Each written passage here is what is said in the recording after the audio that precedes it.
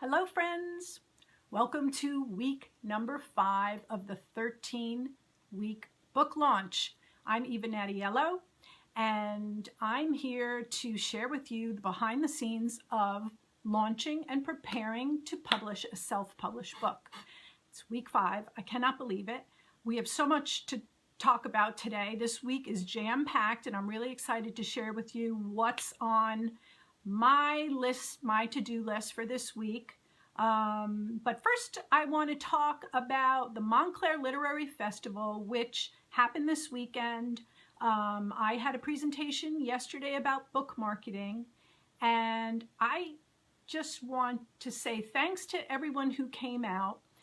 I have such respect for authors who dig deep and want to learn how to do it the right way, how to do it the best way, how to publish, how to market. You know, when you're an author these days, you really are an authorpreneur. Whether you're an indie or traditionally published, it doesn't matter. You're in the trenches. You're creating, you're the creator, you're the creative team, and then you're the business team, the marketer. Certainly, if you're an indie, you're much more involved in the marketing, in the distribution, in the sales, in, knocking on the doors of libraries and bookstores, independent bookstores, trying to get them really psyched about your book so that they will stock it for their readers, their patrons. So we had a great group yesterday of some familiar faces, which was so nice to see, and also some new authors who I'd met for the first time. And it was a mix, people who have already published but really want to up their game. They want to be selling more books. They want to be getting the book buzz going and their books in front of their readers. And then some people who have not published yet. They're working on their book, they're working on their manuscript, but they're already thinking about it, which is very cool. So kudos to that group, and I wish you a lot of luck. And that's what I admire so much about anybody who's watching these videos that I'm doing every Monday at 3 o'clock. You guys want to learn. You want to know, what's it going to take? What do I have to do? How do I do it the right way? And so hopefully you are benefiting from all of my years of self-publishing, making mistakes, finding out new and better ways to do things, more efficient ways to do things that, bear results and are successful. So, and that's what I'm doing, trying to share all that with you guys in real time as I prepare to launch my new literary suspense called Following You on November 16th. Okay, we're in week 5, so let's jump in. What did I think I was going to do last week and actually accomplish? And what did I think I was going to do and didn't accomplish? Okay, so you know what? Actually, let me just make sure that I got you on my screen here in case anybody has questions. For me. So sometimes the questions come in after, because I know a lot of people don't watch this until later in the evening and whatnot, which is great. Thank you for tuning in at any time. So last week I told you all that I was going to attempt to finish the formatting of the interior of my book, both the ebook and the paperback, because it takes 2 different types of formatting. And by the way, when I say I was going to finish, what I really mean is my formatter was going to finish, because I tried, I think I told you last week, I attempted to FYI it myself. Is that the right acronym? I don't even know. Do it yourself, DYI, whatever. Okay, so see? That's why I had to hand it over to the professionals. So I'm waiting to hear back. I think today I'm going to get the final version of the interior, which is so exciting because I can then start to make my ARCs, my advanced reader copies, that I'm going to send out to reviewers and book influencers and industry reviewers like Publishers Weekly and Kirkus and so on. So I am just, kind of refreshing my screen every couple of minutes to see if my formatting is done and my formatter is getting in touch. Okay, the other thing that I said I was going to do last week that I can't believe I'm about to tell you that I actually did do was finalize the cover. Oh gosh, I can't wait to show this to you and share it with you. I'm so excited. Every time I look at it, I feel like it's Christmas morning. I'm super psyched.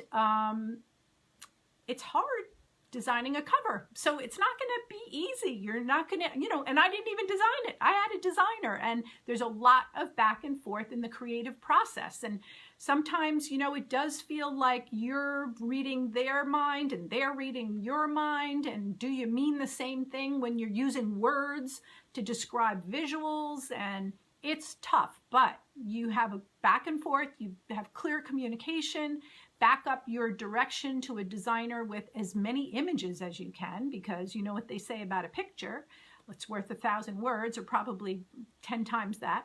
But that's what I recommend. Be patient. Definitely plan more time than you think it's going to take. It always takes longer. But in the end, you have to be really excited about your cover. And I am really excited about my cover, and I can't wait to share it with you, which maybe will be soon. But we'll talk a little bit about that today too. Now, I had a little bit of extra time last week to do something I didn't plan to do, but I want to talk to you about today, which is I researched blog tour companies. So what's a blog tour company? When you're an indie, you do not have access to a lot of traditional media. That's kind of the downside. One of the biggest downsides I've found with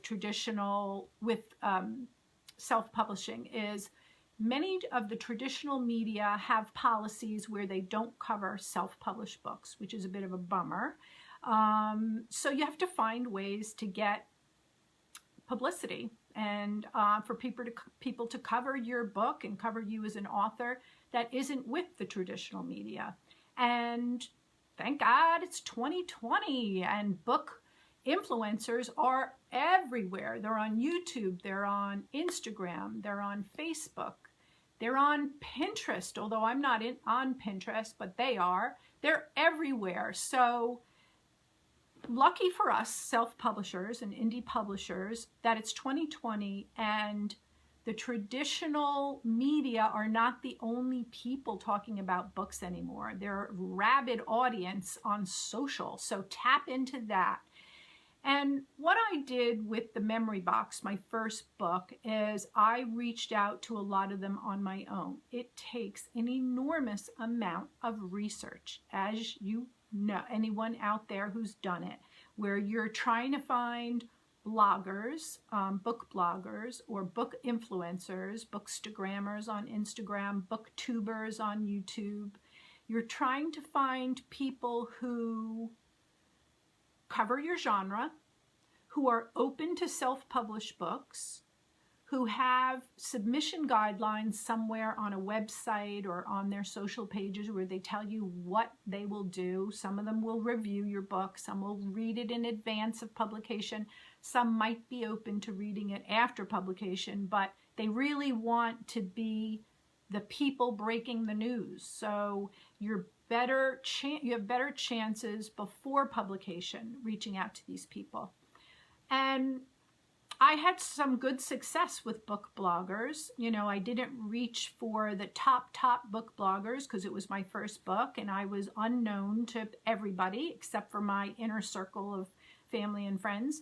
And so I went to the smaller book bloggers, and a lot of them were amenable to covering my book. And I think it was largely to two factors. Also, back then, I didn't do it pre-launch. I did it after launch because I've said this to you before. The first time I launched my book, I was learning. The learning curve was crazy. It was steep as heck, and I was learning by doing. So I reached out to a lot of them after launch, and two things that I think helped get me a yes from a lot of them was a professionally designed cover. Do not underestimate your cover, the power of your cover. I know I've said this a million times. Please get a professionally designed cover. It will open doors for you. Trust me on that. And the second thing that I know got me a yes from a lot of these bloggers were the reviews I was getting on Amazon and Goodreads. Not that they were all great reviews, because nobody's going to get all great reviews. Some of them were horrible. And dare I say, I cried when I read them. But the mere fact that there were so many meant that the book had buzz and people were talking about it and reading it and reviewing it and rating it. I mean, that's the key. That if bloggers see, wow, a lot's going on that book's Amazon page or that book's Goodreads page or Barnes & Noble page, you know, I better get in on this. So I think those two things really helped get me yeses from a lot of book bloggers. Now, this time out, I'm doing it before. I'm trying to reach out to bookstagrammers. I really want to have a tour on Instagram this time, which I didn't have last time. And there are companies who you can hire. They're called book tour companies. And you can hire them. They have relationships with these influencers. But you have to find a book tour company that represents your genre, because their relationships are going to be with influencers who like to read whatever, you know, romance, if you're writing romance, historical fiction, dystopian. In my case, it would be suspense thrillers, literary suspense. And you look at their packages and you see, okay, I want it to run for a week or 2 weeks, or, you know, check out what they offer. Some of them, so I'm looking into two things. Possibly hiring one to do a cover reveal tour. So when I'm ready to release my cover, to gain some excitement about the book coming out, I may do that, which would happen probably in the next few weeks. Or a book release tour. So when that first week that it's, or the week prior to it launching, it would start popping up on some Instagram bookgrammers, book influencers pages.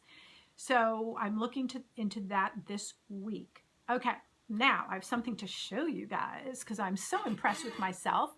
You will not be impressed with me, but I'm really impressed with myself because I made, are you ready? This. Can you see it? It is a huge chart that hi Charlene, I hang over my desk. I was very lucky when I made this chart yesterday that the amount of days that are left before my launch was divisible by 7. So I lucked out there. Must have been, you know, the universe was telling me something. And now I'm actually, every day, I've got something on my calendar that I must tackle. So there's a lot to do, and I feel organized now, even though I'm not the most organized person in the world, but this chart is gonna make me organized. So I'm psyched about that. Okay, so the couple of other things I'm planning for this week. I am going to select a pre-order date. So the book is not on pre-order right now. I actually, truthfully speaking, I thought about not putting it on pre-order. I know it's the big buzzword these days, to start selling books before you can actually send a book to somebody, before it's published. But there are some downsides of doing a pre-order, especially on Amazon. So if I opened up my pre-order a month before launch, people would be able to buy the book, but they wouldn't get it until launch day. So they would have to wait however many weeks, and which is great because you're starting to sell and build momentum for your book. But those sales, you know, you have to put on your business woman's hat and consider the fact that Amazon doesn't count those sales on your launch day. They count them the day the sale was made. which, you know, is fine, and you get to see that you're getting sales on days before the book's launched. But what other retailers do is they actually count all those pre-order sales on that first day. And that could really move the needle, because what you're striving for is that launch day and that launch week to get as many sales and as many reviews as possible to start telling those sites, telling Barnes & Noble, telling Amazon, iTunes, Kobo, Google Books, all of the retailers that you have your iShop, IndieBound, all of your retailers, you want to prove to them that people are interested in your book and they're buying it and they're reviewing it and they're rating it, because then they start to feature you on other pages. They start saying, wow, what's happening over there on this book following you? What's all this activity, all these sales, all these reviews? I'm going to start taking that book cover and putting it on other books pages, so that, like, if you're interested in this book, you might be interested in this book. You guys have seen that. That's like the holy grail right there. So all of that is to say, Amazon spreads your sales up. They count them on the day they're made, not on the day of your book launch. So you might get a diluted first day and a diluted first week, because all of your crazy rabid fans, I love you, any of you out there, they may buy it pre-launch. Okay, so I was contemplating not even having a pre-order, but I believe that I am going to have it now, because it will help to create some buzz. Also, I don't really want to start publicizing with bloggers and influencers. I don't want them talking about a book that no one can act upon, right? I mean, what good is that publicity? If an influencer is talking about my book in the middle of October and a reader sees that and she's like, oh my God, that book sounds amazing, I want to buy it. And they go to my sites, my retail pages, and it says not for sale yet, or she can't even find it. That's a waste of good publicity. So, I have rethought that whole process out. I will plan a pre-order date, and I am going to come up with that soon, so I'll let you know when that is. The last thing that I'm going to be doing this week is I'm going to start to create my street team, and so I'm really excited about that. I didn't have that with my first book, but I have some really wonderful, incredible fans from the Memory Box who have been in touch with me over the years since they've read the book. When are you coming out with your new book? I can't wait to read your new book.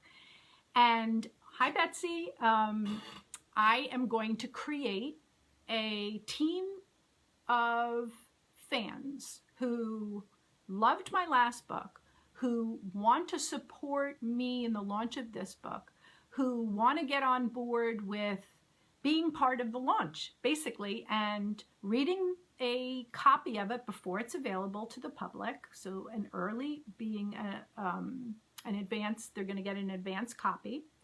And they are willing to write a review. They're willing to talk about it to their social media friends and followers, putting up photos and talking about it the week of launch. So in advance, anyone who is on my street team, I am so grateful for any support. And certainly if I just described you and you're a big fan of the Memory Box and you want to be part of my street team and part of my group of people who help support this launch, reach out to me. I would be so honored to have you on my street team. So that's going to happen this week, so I can start communicating with these people and telling them what I kind of see happening and what my deadlines are, and getting a book out to them so they can read it in advance and get pumped about it, and things like that. That's called the street team.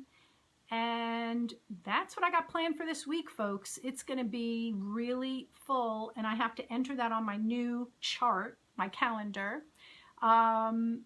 if you guys have any questions, comments, don't be shy.